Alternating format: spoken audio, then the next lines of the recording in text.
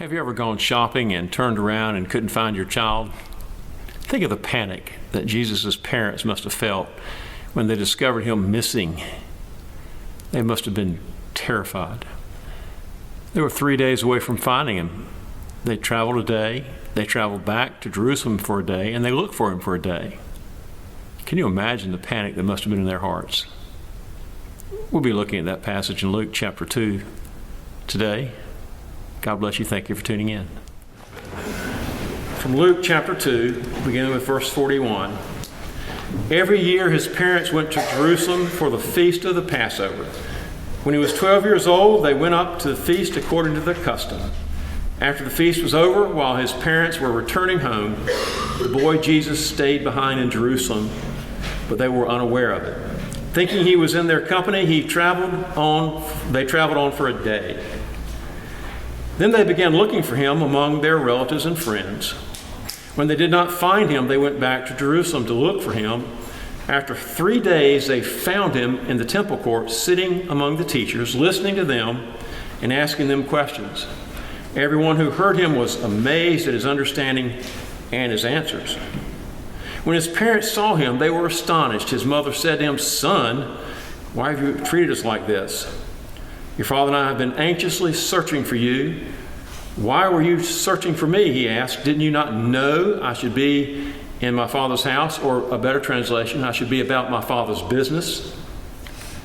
But they did not understand what he was saying to them. Then he went down to Nazareth with them and was obedient to them. But his mother treasured all these things in her heart.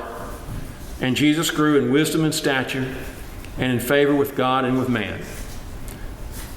This is the word of God for us, the people of God.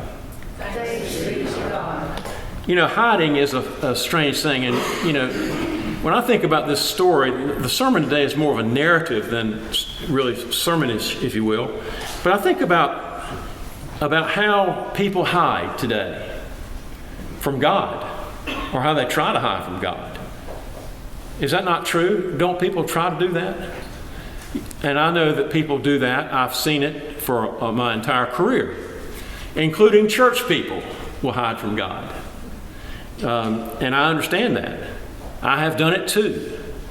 Occasionally, when I do something I'm embarrassed that I've done, I try to hide from God as well, but not in a self-destructive way, which probably doesn't make sense, because anytime we hide from God, it's self-destructive. Is that true? God has said Jesus came to give us life and give it abundantly. And if we're hiding from God, we can't experience that abundant life. And it's very basic to that. But then it's important to realize that, you know, when we talk about God, hiding from God, Augustine said it many, many years ago that people were born with a God-shaped hole in their heart, and only God can fill that hole. We know that God is out there, and we know that God is in here, and we know that God is seeking people. And his first thought as a 12-year-old was, "I must be about my father's business." His last words to us were, "Go and make disciples." So we figure that must be what's important to God and to Jesus, is to go and make disciples, continuing his father's business. Well, where is Jesus? Well, the first point I want to offer here about his parents were they were diligent in their faith. Every year his parents went to Jerusalem for the feast of the Passover. When he was 12 years old, they went up to the feast according to the custom. You know, again, always diligent in their faith, Mary and Joseph. And by this time, Joseph is probably 52, perhaps 52 years old. He may have been as old as 40 when he married. It's possible, maybe in the mid-30s. And it's important to understand that what they did out of habit and out of reverence. How many times I've had people say to me, "I got out of the habit of going to church." You ever had anybody say that to you? "I got out of the habit of going to church"? Well, that's a habit that can be changed, a bad habit that can be changed. Going back to church typically is painful for people if they've been out a long time. In fact, studies show that for every month a person is out of church, it takes one contact with a church member inviting them to come back for them to come back for every month they're out. Somebody's been gone for 5 years, that's 60 plus invitations to come back. It's hard to imagine that, isn't it? But diligent in their faith, as Mary was always, she found favor with God, and her name would be blessed and remembered forever. And this is evidence of her genuine faith as well as Joseph's. Well, my next point is they were trusting. After the feast was over, while the parents were returning home, the boy Jesus stayed behind in Jerusalem. They were unaware of it. Now, again, they traveled in bands, and I mentioned earlier on Christmas Eve that probably when they went to Bethlehem the first time, and there was no room for them in the inn, they probably were planning on crashing with family, and they traveled in bands with their family and relatives and all of these people around them, and there was no room for them in the Airbnb that their cousin owned or whatever, and so they had to shack in the stable. And the stable was probably on the first floor of this big, if you will, this big house that they probably had relatives own. Well, let me offer this. When Cheryl and I went to visit Ephesus, there were at least 3 Ephesuses over time. Each time the Mediterranean Mediterranean Sea crept in, they would move Ephesus. And there was a great, huge walkway, probably 30, 40 yards wide, paved in marble, little marble slats. It's massive. But as you come to the top of the hill, when you get to where the archaeologists have uncovered the most stuff, you see evidence of that kind of housing. They had condominiums cut right out of the side of the mountain. It's amazing to see that. And this is probably what they were experiencing in Bethlehem. But back to this, they were trusting parents. They were not hovering at all. Now, we don't live in a day anymore that you can be that trusting, I think, with kids. I remember as a small first grader going on a bicycle riding 2 miles to our elementary school. Now look, I actually ran off the road and fell off the bike. And the car behind me was my mama. She knew I wanted to ride, and she was going to take care of me. In this situation, it was not strange for them not to have Jesus right in there with a cord wrapped around his foot. They weren't dragging him anywhere. A very different culture. And so when they finally miss him, think about this. They're only a day out, right? They're a day out, and they have to travel back a day. And when they travel back a day, they spend a day looking for him. And I've also wondered at some point, why didn't they go to the temple first off? Well, they were looking for him everywhere but where he was at the temple. After the feast was over, while his parents were returning home, the boy Jesus stayed behind in Jerusalem. Thinking he was in their company, they traveled on for a day, and they began looking for him among their relatives and friends. Obviously, they were concerned, they were troubled, probably scared to death. I have been in a Walmart when they called Code Adam, and they locked the doors. And you see the panic all over the faces of moms and dads in Walmart if they have small kids. So this is not strange it's strange for Mary and Joseph to be so filled with anxiety, but not really. They were trusting. Once again, in our culture today, we don't do that, right? Our culture today, we kind of feel like we got to keep our kids in tow, and I think that's probably wise.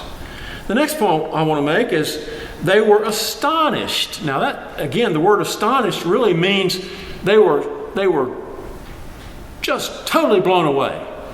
They were astonished. When they did not find him, they went back to Jerusalem to look for him. After 3 days, they found him in the temple courts, sitting among the teachers. Now, what this also speaks to, in my opinion, the fact that they were astonished. How many of us have played in our head about what Jesus might have been like from birth to age 12? All of us, right?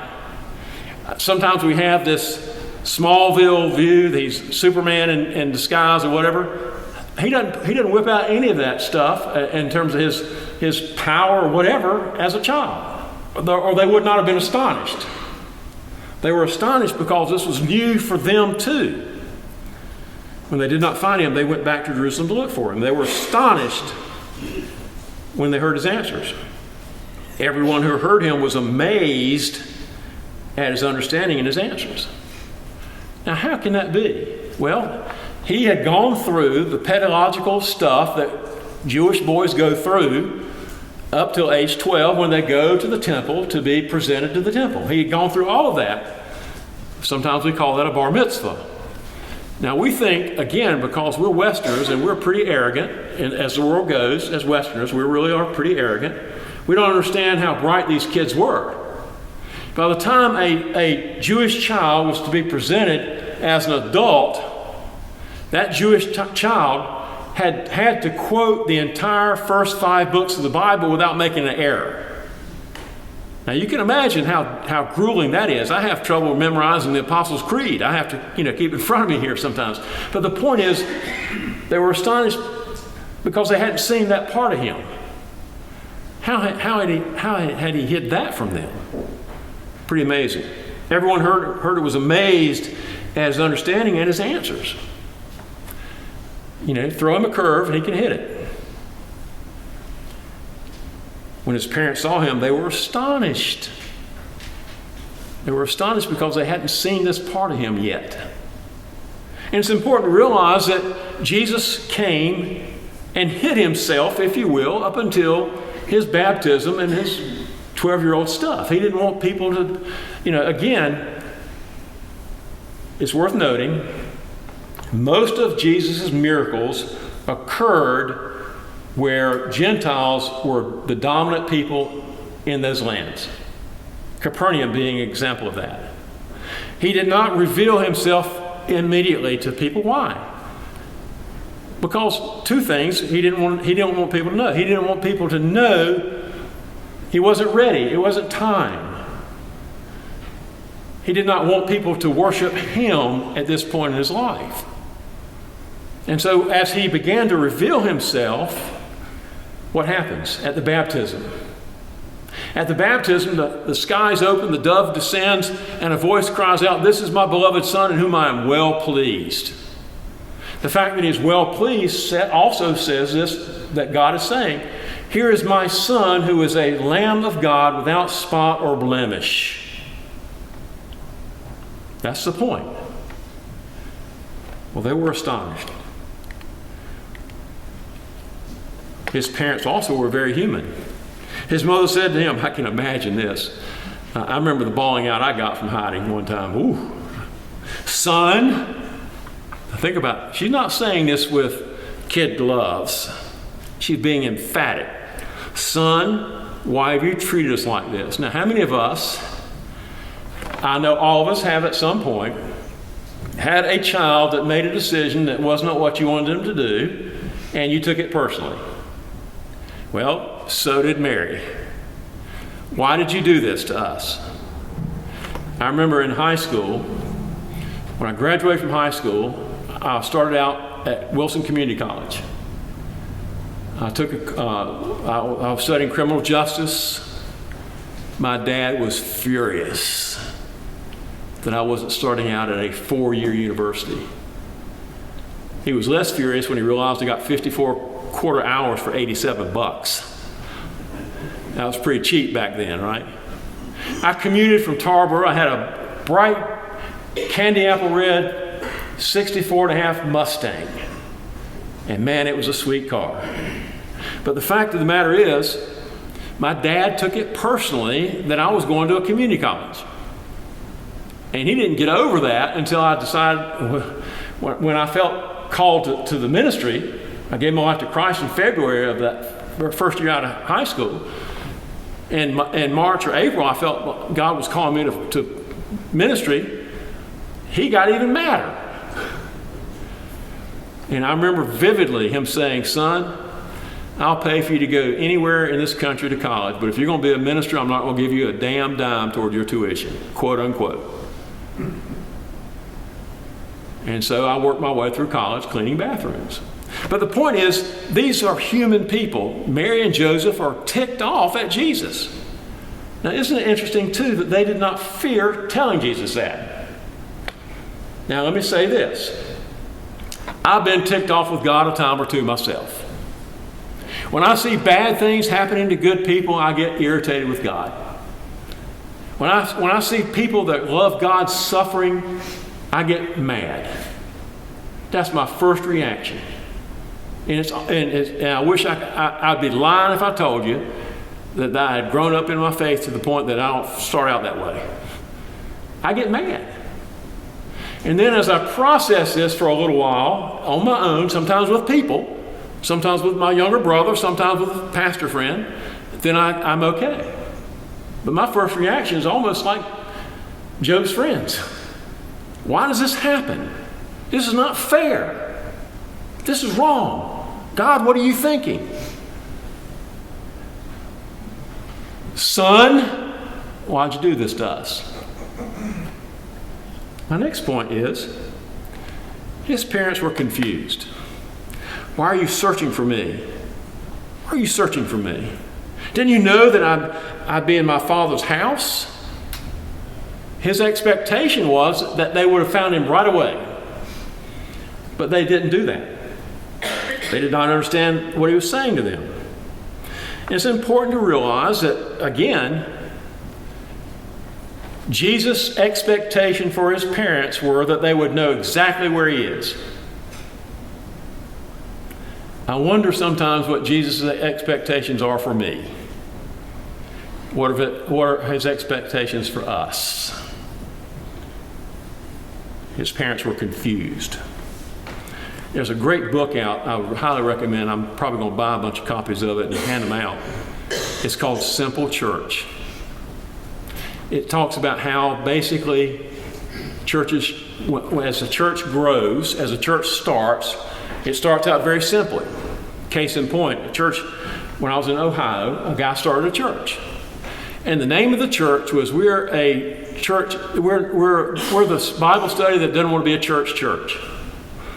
And over time, what happened was they grew, and before long they had to organize. So they had some deacons, and before long they thought we need some bylaws, and before long they called a full-time preacher, and now that church has 800 to 1,000 people every Sunday. And they didn't want to be a church. And what happens often is we, as a church, and our church is not void with or immune to this, we get complicated. We have this and this and this and this and this going on instead of staying focused on what the primary message of the church is, and that's redemption. Well, his parents were also rightly so proud. Then he went down to Nazareth with them and was obedient to them. Now think about that. He's obedient to them, but his mother treasured all these things in her heart, and Jesus grew in wisdom and stature, and that confuses me as well. How in the Sam Hill can the incarnate God grow in stature and wisdom? If you solve that one, you're wrong. It's called a mystery. We have no idea what that means. But the fact is, he grew up.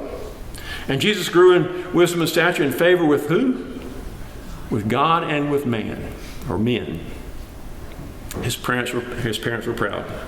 The closing question is, so where is Jesus? Thank you for tuning in to Horns Methodist Church. We appreciate you tuning in very much. If this message has been helpful in any way, feel free to give us a call at 252-237-4616. We'll be glad to talk with you about anything related to your spiritual journey. God bless you and have a wonderful, happy new year.